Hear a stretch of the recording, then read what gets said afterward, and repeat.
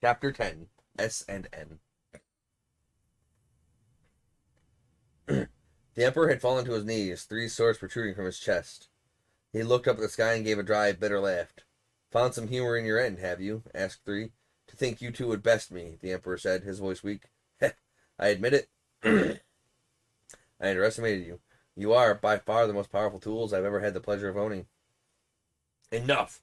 We're not your tools any longer," Three said, gripping his sword, preparing himself to silence the Emperor forever. He thought to himself the moment to kill had come yet again. The thing he hated most, the thing he would never grow accustomed to. Things were different this time, given that the man who stole away his humanity in the first place now sat at the end of his sword. But that didn't stop Three's hand from trembling. "S," Nine said gently, moving closer. "We'll do it together, okay?" Her typically light and relaxed expression was now serious and sincere. "Okay," Three responded.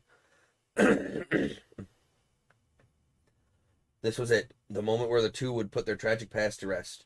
Nine placed her hands on Three, steadying his weapon. Her warmth abated his trembling hand ever so slightly. They moved to raise the sword together. In response, the Emperor spoke once more. "Every arch of your path thus far has been stained with blood, just as the rest of your lives shall be. Your fates are immutable. Kill or be killed. Control or be controlled. You will end up no different than I. We will ever be one and the same." "You're wrong," said Nine. "We're no longer anyone's tools, and we'll never force anyone to be ours."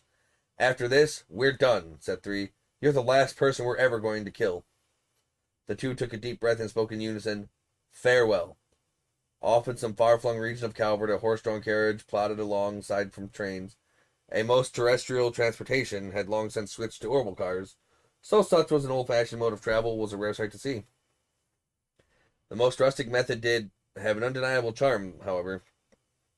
A boy drove the carriage while a young girl about the same age lazed about within. "It makes you wonder how he got that way," the boy said, thinking back to the Emperor's face. The one had been obscured by both cloak and helmet. His appearance had been a poor fit for his monstrous behavior. If anything, he had been rather handsome. "Well, if you don't mind rumors and hearsay, I might have an answer for you." The girl's response came from within the carriage, delivered in her usual sleepy drawl. "I'm listening." "Well, the girl's story went something like this. In a small country in some corner of the world, there once lived a vile, oppressive king. His reign was tyrannical, his rule evil, and his people lived in fear. One day he died, and his son, the crown prince, was enthroned.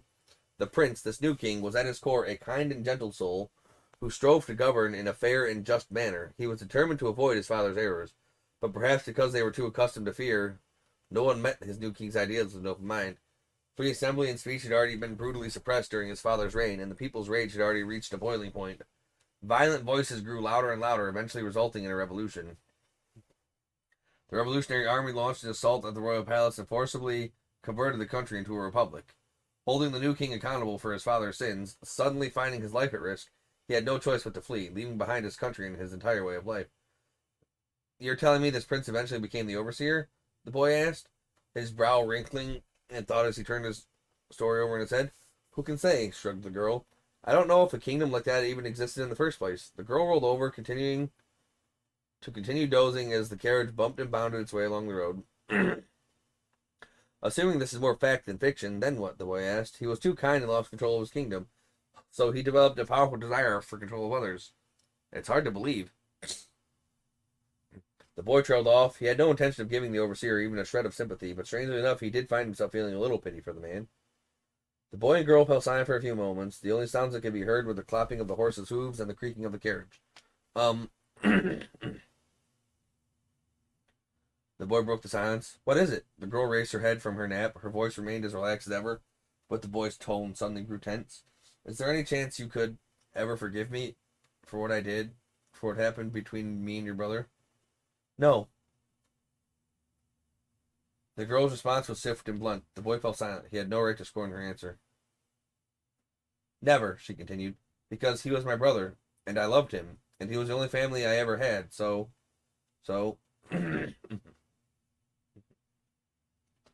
The girl paused for a moment. Her cheeks flushed red, and then she continued in a much louder voice. "So if you want me to forgive you, you can't ever leave me. We need to stick together through thick and thin, you and me, and in deaths." The boy smiled, his fear a moment ago having left him. "Of course, we'll always be there for each other. I'll have your back, and you'll have mine.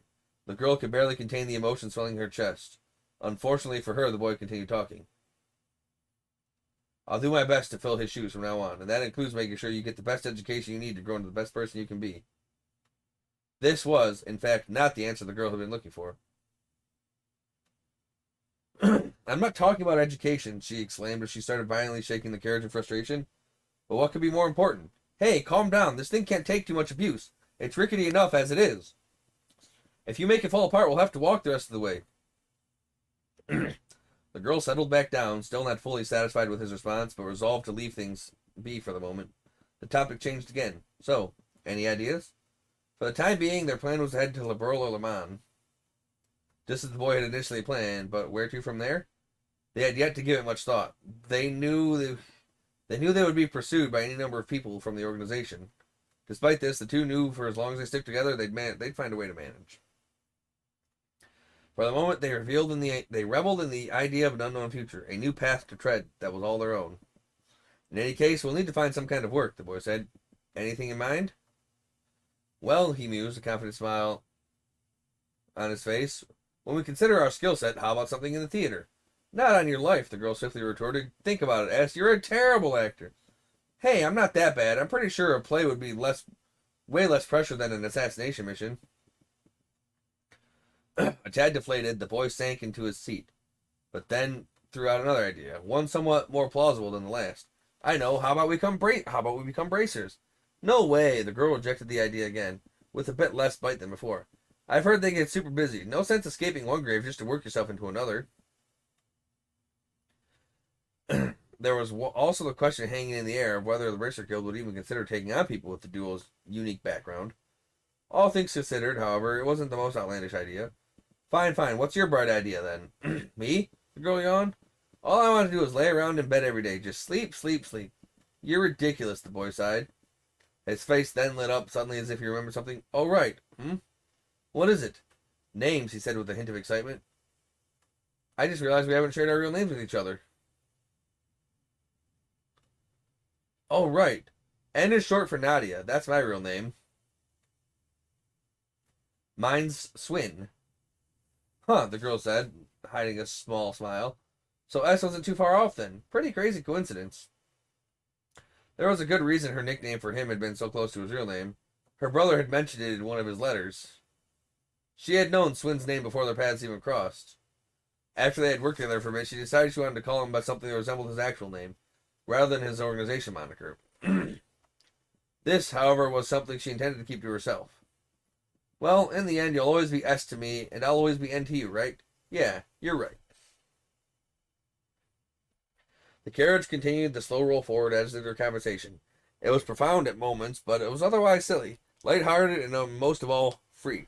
The boy's name was Swin, S. The girl's name was Nadia, N. Together they were travelers discovering their newfound humanity. The end.